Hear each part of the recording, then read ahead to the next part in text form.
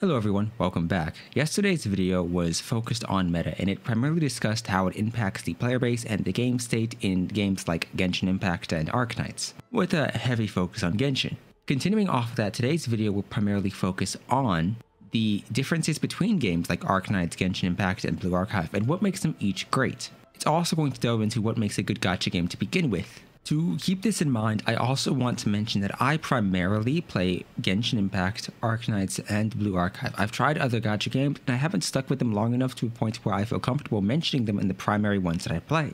As such, do expect a lot of my knowledge and information to revolve around the gachas that I play the longest. And understand that if you play different gacha games and you have different games you do play, your opinions are probably going to differ from mine, and I understand that. If you have a different perspective, maybe I haven't considered, or play a different game that I haven't played before, please consider leaving it in the comments section down below, or even heading over to the Discord server. That will also be linked in the description as well. I would also like to clarify, these are all my opinions, and you can personally disagree. That's fine too. With all of that being said, let's discuss gachas as a whole. I think it's very difficult to compare any of these three games. Genshin, Arknights, and Blue Archive are the ones that I've discussed primarily on my channel, but they are all inherently different. I don't think it's ever going to be fair to compare Arknights directly to Genshin, simply because both games offer different experiences and both games are inherently different. Sure, both of them can be played on mobile devices, but even from the footage you're seeing in the background, both of them are very different and offer very different experiences. They can offer and subsequently require different amounts of time commitment on your half. And as a direct result, what value you're getting out of them highly depends on how much time you're investing into the game itself, what you intend to do, and what your end goal is. I think it's also very important to clarify this. I am not free to play. I have invested money into Genshin Impact and into Arknights, a slight amount. So that affects your opinion on the points that I'm going to make in this video. Please keep that in mind. When comparing these three games, I also would like to mention how they personally introduce you as a player to the concepts, strategies, and information you're going to need to keep in mind going forward.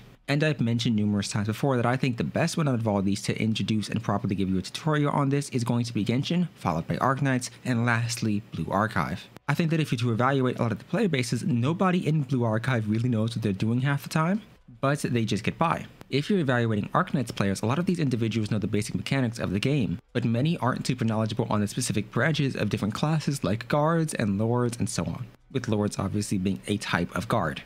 Genshin is obviously a bit more simplistic than that, but not many individuals are fully nuanced, especially on the newer Dendro reactions, and so you may have individuals who aren't super knowledgeable on specific elemental reactions or specific types of builds and stats that you may want to utilize, or even weapon effects, because that is something they have to consider. I think when deciding for a game to invest your time into, one of the most important factors is how well you understand it, because a lot of our enjoyment, at least for me personally, derives from understanding and doing really well in difficult content. If I understand the team compositions I'm using and why I should use a specific unit or why I should use a specific team, then it's far easier to get into the game because I'm actively thinking throughout it. I would also like to state, for any individual who does not get mechanics of a game very easily, I don't think it's fair to blame them. If a game fails to teach you or fails to require you to learn those mechanics and then at some point later on you're expected to, or some point later on you have to actively commit time to learn what the game has failed to teach you, that is a failure on the developer end, not on the player end. Coming off of that, you also have the complexity of the teams you're allowed to use and player freedom.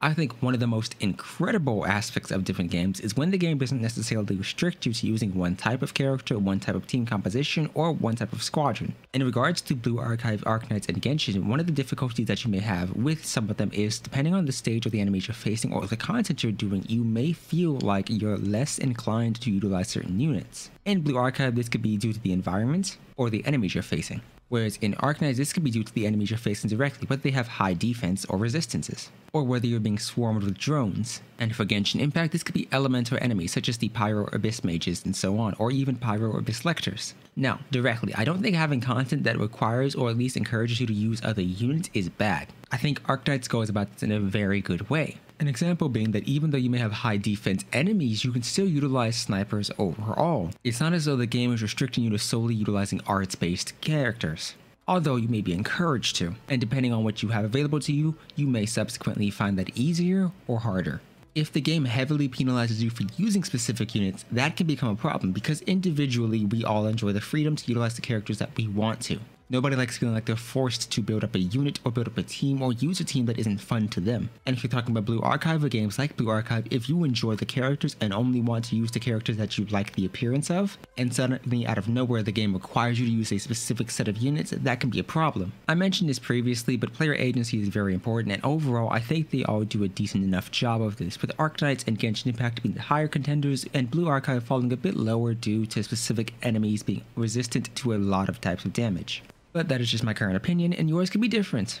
I won't discuss gacha systems in any of the games, just because your opinions will vary depending on how lucky and unlucky you've gotten. However, going further than that is the difficulty of the game. As I mentioned, nobody likes being forced to utilize specific units, and in my previous video I discussed meta, so I think difficulty is incredibly important. Ignoring the gacha system regardless, if you feel like you are actively progressing in your account's progress and you can clear harder and harder content, that is a good thing. But as any Genshin player can tell you, endgame is incredibly important, or at least the concept of having difficult content that individuals can strive to clear. A lot of individuals are achievement driven, goal driven, they want rewards, they might even be reward driven. And regardless of which methodology they aspire to and what motivates them to continue playing the game, it is incredibly important to have difficult content that individuals can work towards, because it gives them an adequate goal they can aspire to. It gives them something to look at and say that they want to clear. For Arknights players, it could be you want to completely clear integrated strategies, or you want to clear contingency contract. I've been having fun with both. For Genshin, it could be the Spiral Abyss, and for Blue Archive players, it's probably going to be Total Assault or PvP if you really hate yourself that much. Regardless of this, I think it is incredibly important to have some degree of difficult content that individuals can aspire towards, and I think that all of these do accomplish this to some degree. The problem is what happens after.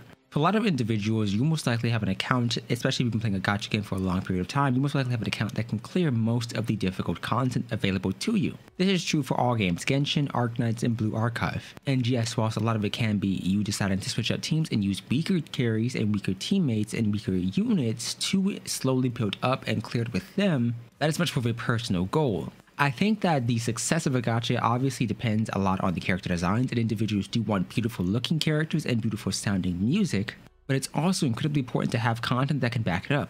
I think Genshin works as a good main game, but Blue Archive and Arknights are wonderful side games because they don't require as much time. Genshin nails the amount of time required because the character models, the music, and the animations are so wonderfully made. It's why I'll say I'm more willing to spend money on Genshin than I am on Arknights, not necessarily because one is better than the other, but because I feel like I'm getting more value out of Genshin Impact's characters because I can do more with them. Whereas in Arknights, the content is more difficult, but I also require less amounts of time to invest into that unless I'm individually going through and micromanaging stages. Once again, both have different factors that you can love and you can hate. And meta obviously affects them in different ways. People like the ability to choose what they want. People like having that freedom, and when games restrict that freedom to allowing you to only use one type of unit, it feels a bit dull. And character designs alone can't sell or make a great game. If you have great character design but awful gameplay itself, people aren't going to stick with it long enough. I think it requires a good combination of both, and music is one of the wonderful ways that gachas have been able to get their name out there. I've heard Arknights tracks before I even played the game.